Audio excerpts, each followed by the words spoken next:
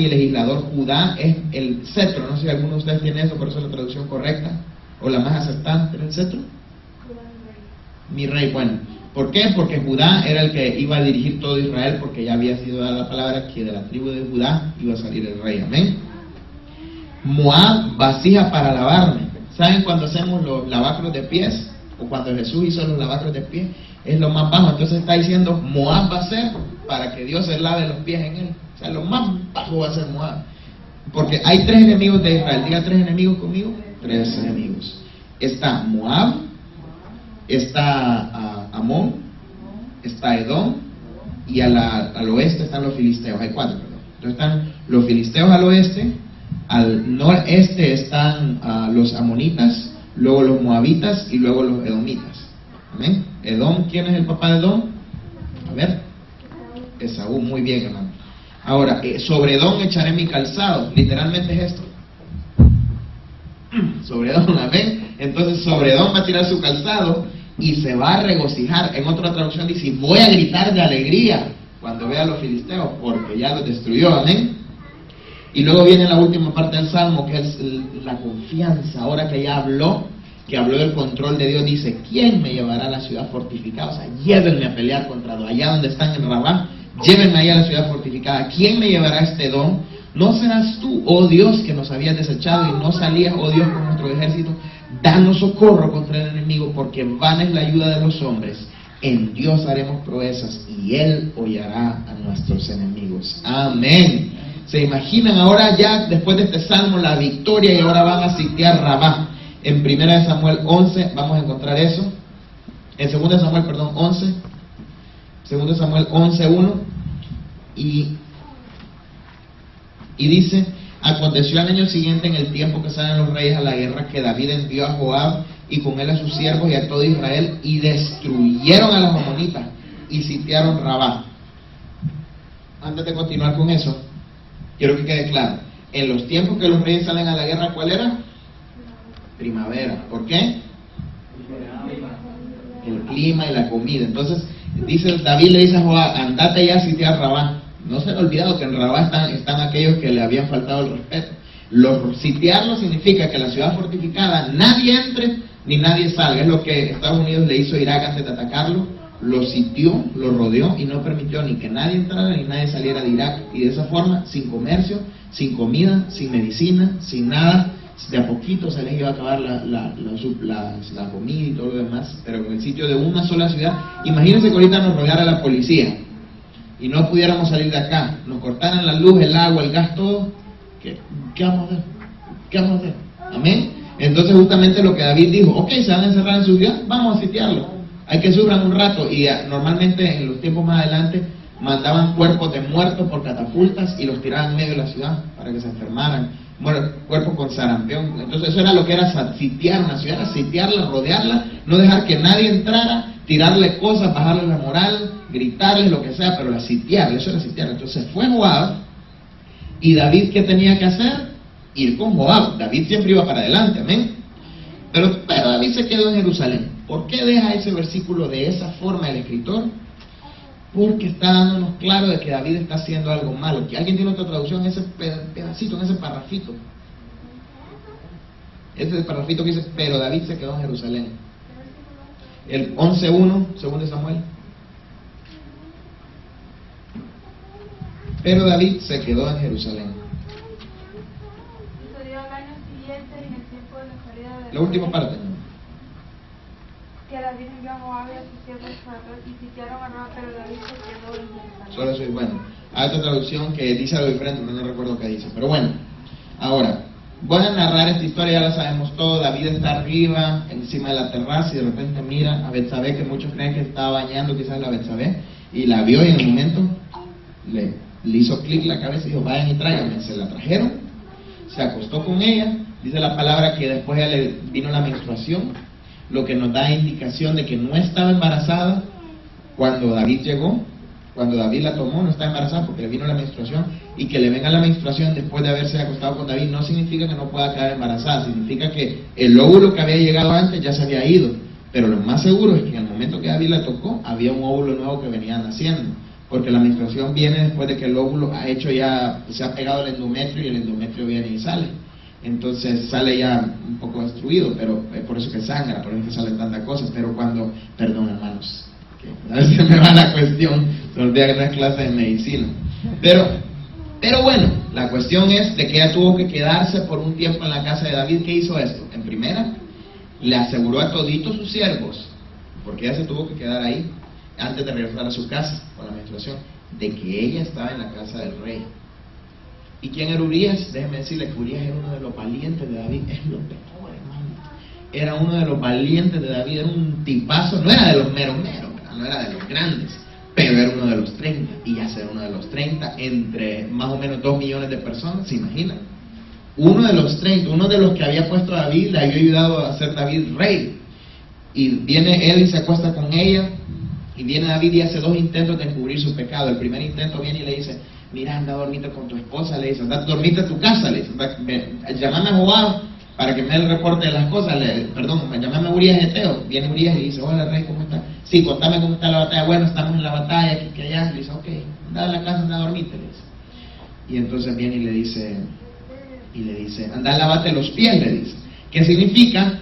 Uno solo se lavaba los pies, por eso es que cuando Jesús vino y le lavó los pies a sus discípulos fue porque iban a punto de descansar, de dormir, iban a llegar a descansar. Uno solo se lavaba los pies cuando entraba a la casa y estaba a punto de ir a descansar. Entonces, lavate los pies, lo que le está diciendo David es: anda a acostarte en tu cama, o sea, le está diciendo: anda a acostarte con tu esposa. Y entonces viene Urías, como era bueno, y dijo: el pueblo está allá durmiendo en medio de la noche, en primero. Los restos de mis hombres, porque era el líder de un escuadrón, el resto de mis hombres está allá durmiendo en medio de la noche. Y el Señor está durmiendo en medio de una tienda, porque el arca, acuérdense, todavía no ha sido construido el templo. Y si el arca está en una tienda, y mis hombres están en una tienda, ¿yo voy a dormir en techo con mi esposa? No, Dios, aquí me quedo yo. Para mostrarle a sus hombres, y por el amor que le tenía a Dios y a sus hombres, no lo hizo. Viene David y dice: ay, ya sé lo que voy a hacer, dijo. Lo voy a emborrachar y así le voy a quitar todas esas cosas, santurrón, y cuando esté bien borracho voy a hacer que vaya con la esposa. ¿Y qué pasó? Menos. Lo logró hacer, pero no logró hacer que fuera y se acostara con su esposa, y quedó clarísimo que no iba a pasar. Entonces dijo David, lo mandó con una carta, imagínense David, y en la carta que le mandó decía el plan para que él muriera, y era tanta la fe que él sabía que él era un buen hombre, que en el propio pergamino que le había dado a él, ahí estaba su sentencia de muerte. Y él fue con Joab, y Joab ni lo cuestionó, solamente fue y dijo: ¿qué plan más raro mandarlo para adelante? No, ni modo. Lo mandó a la parte más fuerte de la batalla a que muriera, y Urías murió, y David tomó a Betsabé. Y ahora sí, esto sí quisiera que lo leyéramos en la amonestación de David. Bueno, antes que leamos la amonestación de David, vamos a leer Éxodo 22:1. ¿Por qué quiero que leamos Éxodo 22:1? Porque quiero que esté claro el castigo que Dios le va a dar a David. Quiero que entendamos por qué se lo va a dar Dios a David este castigo. Dice: cuando alguno hurtare buey o oveja y lo degollare o vendiere, por aquel buey pagará 5 bueyes. Por un buey, ¿cuánto paga? 5 bueyes. Pero por aquella oveja va a pagar 4. ¿Cuánto va a pagar? 4. Ok, ¿estamos claros? Ok. Ahora vamos a regresar a 2 Samuel 12, del 1 al 13. 12, del 1 al 13. Dice: Jehová envió a Natán, y viniendo a él le dijo: había 2 hombres en una ciudad, el uno rico y el otro pobre. El rico tenía numerosas ovejas y vacas, pero el pobre tenía más que una sola corderita que él había comprado y criado, y que había crecido con él y con sus hijos juntamente, comiendo de su bocado y bebiendo de su vaso y durmiendo en su seno, y la tenía como a una hija, hablando del gran amor que le tenía Urías a su esposa. Y dice: y vino uno de camino al hombre rico, y éste no quiso tomar de sus ovejas y de sus vacas para guisar para el caminante que había venido a él, sino que tomó la oveja de aquel hombre pobre, la preparó para aquel que había venido a él. Entonces encendió el furor de David en gran manera contra aquel hombre, y dijo a Natán: vive Jehová, que el tal hizo es digno de muerte, y debe pagar la cordera con 4 tantos porque hizo tal cosa y no tuvo misericordia. Entonces dijo Natán a David, tú eres aquel hombre. Así ha dicho Jehová Dios de Israel, yo te ungí por rey sobre Israel y te libré de la mano de Saúl y te di casa de tu señor y las mujeres de tu señor en tu seno y además te di la casa de Israel y de Judá, y si esto fuera poco te habría añadido mucho más. ¿Por qué pues tuviste en poco la palabra de Jehová haciendo lo malo delante de sus ojos?